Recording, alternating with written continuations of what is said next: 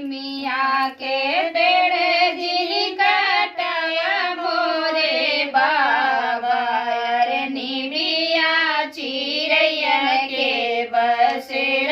रे ललनवा अरे निबिया चिरैया के बसेर रे ललन अरे कटी जई है निबिया उड़ी जई है चिरई अरे रही जई है मिया के रे ललनवा अरे रही जई है निमिया के रे ललनवा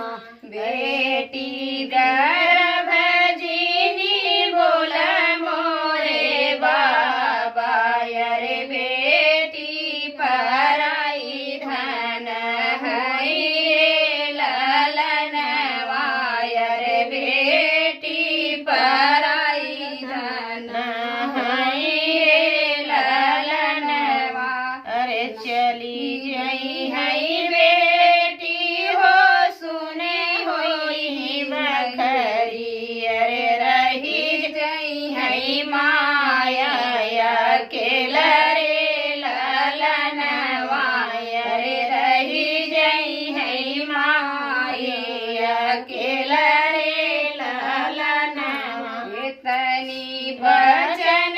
सुने माई हो कामनी देई रोई बड़वना के बिचरे ललनवा अरे रोई बड़वना के बिचरे ललनवा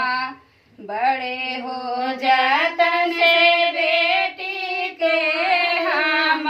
पाले अरे उहे बेटी जाई है विदेश रे ललनवा अरे उहे बेटी जाई है ससुर देश रे ललनवा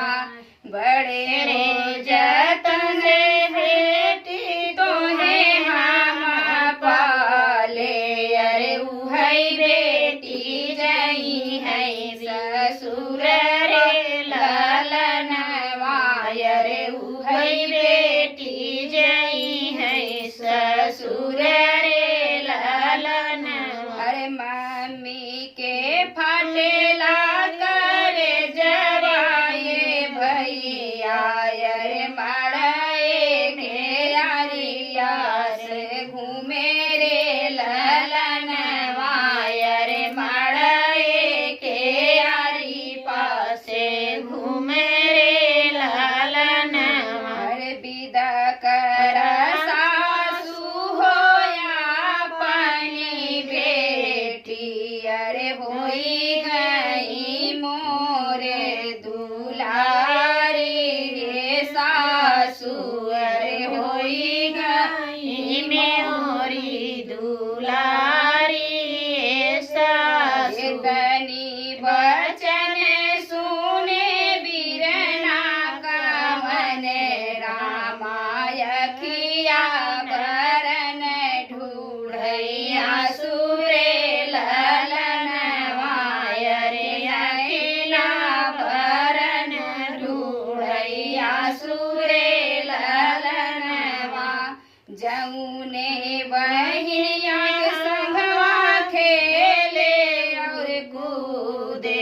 अरे आजे बहिनी गईले ससुर रे ललनवा अरे हई बहिनी गईले पराई रे ललनवा जिनी